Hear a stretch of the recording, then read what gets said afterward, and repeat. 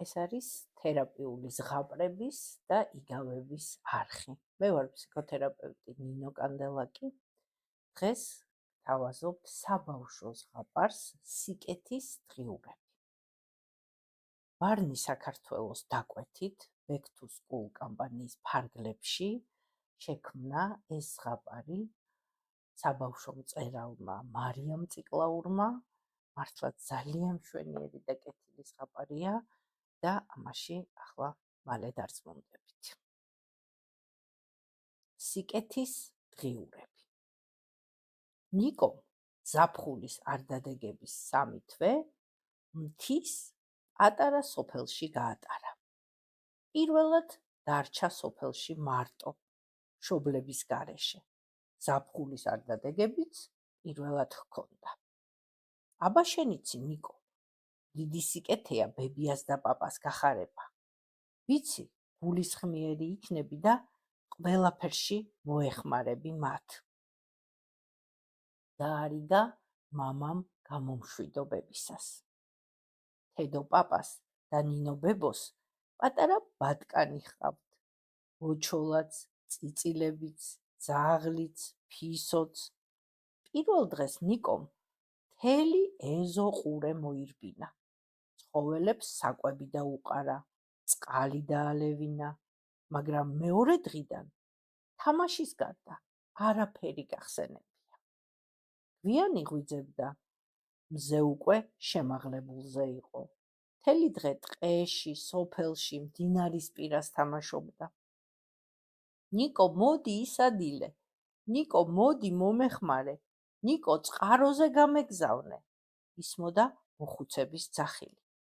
ნიკოსგან კი სულ ერთი და იგივე პასუხი ესმოდათ. ჰო, ცოტა ხანში, მოვალ ცოტა ხანშიო. ეს ცოტა ხანი დაღამებამდე გასტანდა ხოლმე. დაღლილი ბრუნდებოდა შინ ნიკო. გემრიელად ჭამდა და თვალზე რული ედებოდა. ბებოს და პაპას საუბარი უნდოდათ შვილიშვილთან. ხან ზღაპარს მოუყვებოდნენ, ხან ლეგენდას, მაგრამ ნიკოს მოსმენის თავიც აღარ ჰქონდა.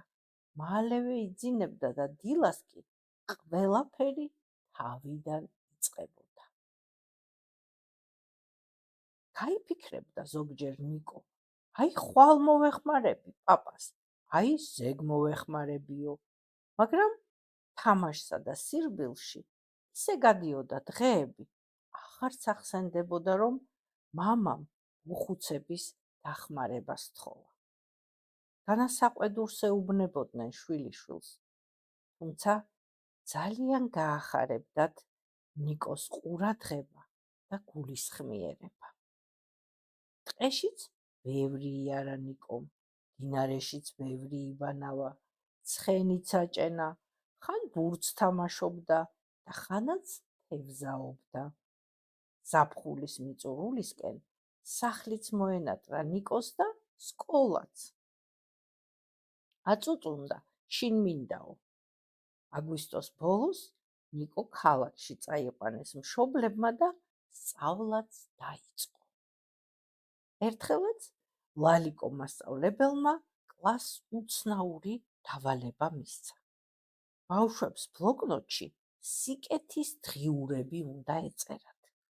ჩვეულებრივი დღიურებისგან განსხვავებით, იმ სიკეთეზე უნდა მოეყოლათ, რაც მათ გარშემო ყოველდღიურად მოხდებოდა.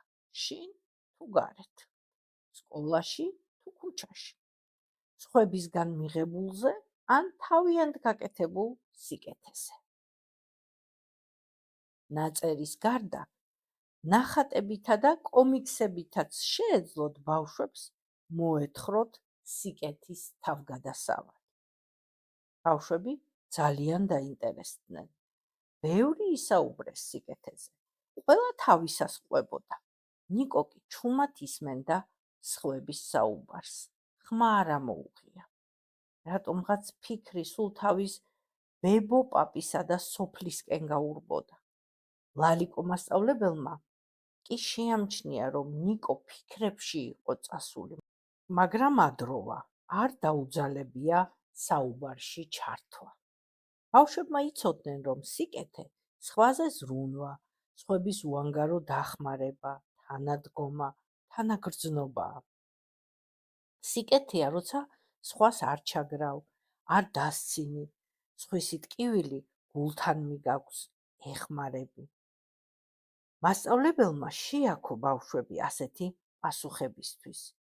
ზოგმა ცხოველების მოვლაზე ისაუბრა, ზოგმა სკოლის მოვლაზე და გაფრთხილებაზე. მას სიკეთე ავტობუსში მოხოც ადამიანს, რომ ადგილს დაუთმობ, საქმის გაკეთებაში შეეშველები, ჩანთის წაღებაში, ამბობდა ერთი თმახუჭუჭა ბიჭი. დედიკო ეხმარება საკვებით მეზობელ ოჯახს, სათამაშოებს და ტანსაცმელს ვაძლევთ, ვეთამაშებით, სხვა მეზობლებიც ეხმარებიან. მე საბავშვო წიგნების გავუნაწილე. ფერადი ფანქრებიც, თქვა გოგონამ, რომელსაც ხელი თაბაშირში ჰქონდა. მამამ მითხრა, სიკეთე ჩუმად უნდა აკეთოო, ამაზე ლაპარაკი არ შეიძლებაო, თქვა სათვალეებიანმა ბიჭმა. ნიკო უსმენდა ბავშვებს და ფიქრობდა. მე რას ვიტყვი ახლა? არც ბებოს ვეხმარებოდი, არც პაპას. რატომ ვიქცეოდი ასე ნეტა? როცა წავალ სოფელში, აუცილებლად მივეხმარები პაპას საქმეებში. მამა ჩემმა ნერგები მოიტანა და ეზოში ხეები დავდგეთ ერთად. მამამ თქვა, ხის დარგვა დიდი სიკეთეაო, გაისმა მეორე მერხიდან. ჩემი ბებია ეტლში ზის, ფეხით ვერ დადის. მე ყოველთვის ვეხმარები და ზღაპარს ან თავისი ბავშვობის ამბებს როცა მიყვება, ვუსმენ, ვეხუტები და მეუბნება, კეთილი ხარო, მაღაზიაშიც ვეგზავნები მასწ, თქვა ჭორფლიანმა ბიჭმა. მე კი მოსმენა მეზარებოდა, როცა პაპა ძველ ზღაპრებს მიყვებოდა შერსვა ნიკოს. ბავშვებო, როგორ გამახარეთ? ჯერა და გენდობით, რომ ამ დღიურებში ძალიან საინტერესო ამბებზე დაწერთ და დახატავთ. ყველაფერს დააკვირდით ირგვლივ. ოღონდ გახსოვდეთ, სიკეთეს მხოლოდ ადამიანები არ ჩადიან. მთელი სამყარო, ბუნება, ტყე, წყალი, სუფთა ჰაერი, ადამიანი, თავად დედამიწა, ყველა ერთადაა სიკეთის ჯაჭვში ჩაბმული. რომ მეცადინეობთ და დავალებებს ასრულებთ, ესეც სიკეთეა, რადგან ცოდნაა უდიდესი სიკეთე. ბევრნაირი სახე აქვს სიკეთეს და ზოგჯერ სულად შეუმჩნეველია. თავარია ჩვენ თავად ვიყოთ კეთილი ადამიანები. ჩვენ გავცეთ სიკეთე, ხომ? ადამიანი შეიძლება კეთილი სიტყვითაც გაახარო და ანუგეშო. ნუგეში იმედიანი სიტყვა, კეთილი ფიქრიც ადამიანისგან გაღებული სიკეთეა. ლალიკომას მე ხომ ფეხი მომტყდა ზამთარში და შინ ვიყავი. ჩემი მეგობრები სულ მოდიოდნენ, მართობდნენ, მეთამაშებოდნენ და გაკვეთილების სწავლაშიც მეხმარებოდნენ, თქვა გოგონამ უკანა მერხიდან.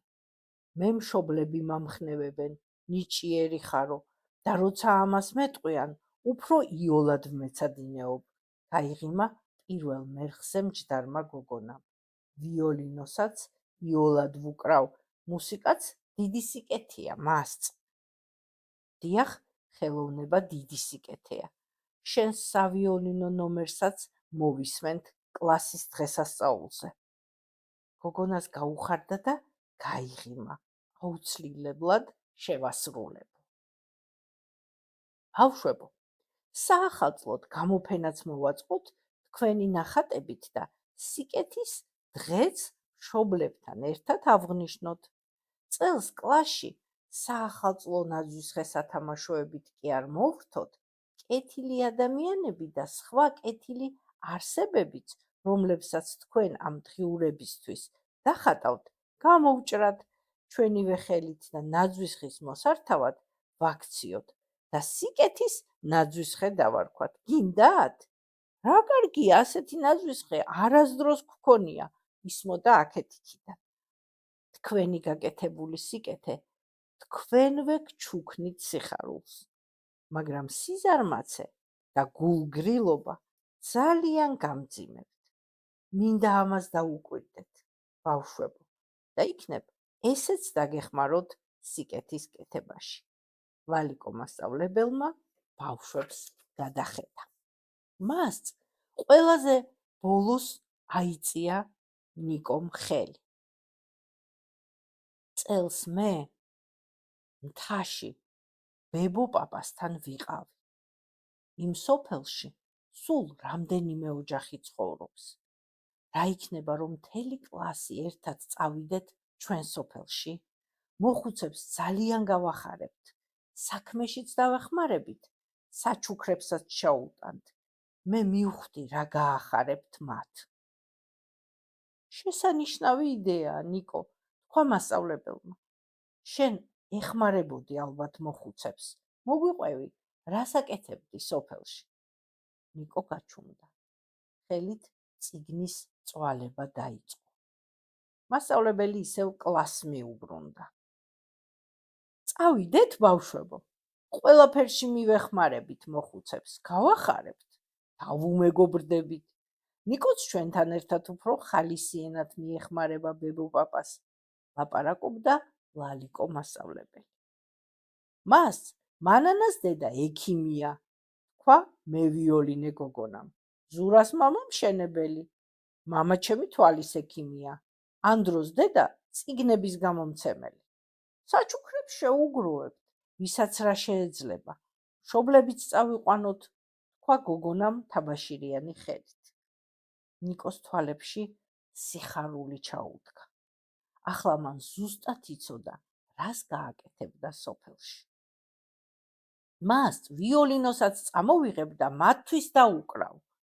ზაფხულში წავიდეთ მერე, იქნებ სკოლის პატარა ბანაკი გავაკეთოთ და მთელი ზაფხულიც დავრჩეთ. მას თბილი ტანსაცმელი შეუგროვოთ მოხუცებს ზამთრისთვის. კარგი იქნებოდა, თქვა მეორე გოგონამ. ვალიკო მასწავლებელი შეპირდა ბავშვებს. უახლოეს დღეებში მშობლებს მოვიწვევ და ერთად გადავწყვიტოთ, რისი გაკეთებას შევძლეთ მოხუცებისთვისო. ზარისხმაც გაისმა. გაკვეთილები დასრულდა. ბავშვები ჟრიამულით გამოეფინენ გარეთ.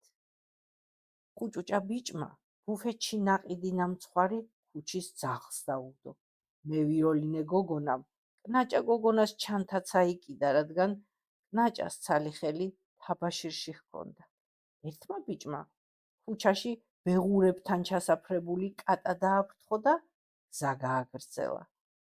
უკანა მერხზე რო გოგონა იჯდა, მან ორ პირველ კლასელს ჩაჰკიდა ხელი შუქნიშანთან და ფრთხილად გადაიყვანა ქუჩის მეორე მხარეს. სულ რამდენიმე დღეში მოაგვარეს მასწავლებელმა, ბავშვებმა და მშობლებმა საქმე. ზოგმა თბილი სამოსის შეგროვება ითავა, ზოგმა ტკბილეულის, ზოგმა წამლების, ზოგმა ჟურნალებისა და წიგნების, ზოგმა საკითხავის სათვალეების. ნამდვილი საქველმოქმედო აქცია წამოიწყეს. მოხუცები თვალებს არ უჯერებდნენ, როცა შემოდგომის ერთ დღეს მოულოდნელად ნიკო და მთელი მისი კლასი დაადგათ თავზე. ბოჩოლა, ბეკეკა, წიწილები ყველა გაზრდილიყო. ტყეები გაყვითლებულიყო. ჰაერში სუსხი იგრძნობოდა. მხოლოდ ბებო პაპას ედგათ თვალებში ჩვეული სითბო და ალერსიანი მზერა. უხაროდათ ნიკოსი და მისი მეგობრების მოულოდნელი სტუმრობა. ბავშვებმა მთელი სოფელი ერთად დაიარეს. ყველა მეზობელი მოინახულა ნიკომ. ყველა გაახარა. კლასელები და მათი მშობლები გააცნო. მეგობრებთან ერთად მეტი ხალისით აკეთებდა საქმეს. შეუმჩნეველიც არ დარჩენია, რა იყო გასაკეთებელი. ზოგს წყალი ამოუტანეს წყაროდან, ზოგს შეშა დააწყობინეს, ზოგს საქონელი გაურეკეს საძოვარზე. ეს ცეროდენა ნიკო დიდი ბიჭივით ბზრიალებდა. ასევე იქცეოდნენ ნიკოს კლასელებიც, მშობლებიც გაოცებულები უყურებდნენ ნიკოს ბებო-პაპაც. ასეთი ყოჩაღი თუ იყო ჩვენი ბიჭი, არ ვიცოდითო. კეთილი ბიჭი გვესდება ჩვენ ნიკო და მეგობრებიც, რა გულისხმიერი ბავშვები ყოლიაო, თქვა თედო-პაპამ. სიკეთე დიდი ძალაა და გადამდებიცო. რა გასაკვირია ამ ბავშვების სიკეთე, როცა მშობლებიც ასეთი კეთილი ადამიანები ყოლიათო, ამბობდა ნინო ბებო და მადლიერებას გამოხატავდა თავის მოხუც მეზობლებთან ერთად. ყველაზე მეტად ბებიას, ნიკოს ეს სასიკეთო ცვლილება ახარებდა. ალბათ ადვილი მისახვედრია, რას დახატავდნენ ბავშვები სიკეთის დღიურებში. ასეთი ბედნიერი არასდროს ყოფილა ნიკო. რაღაც უხაროდა, რა თავადაც ვერ ხვდებოდა. ასეთი იყო ეს მართლაც კეთილი ზღაპარი.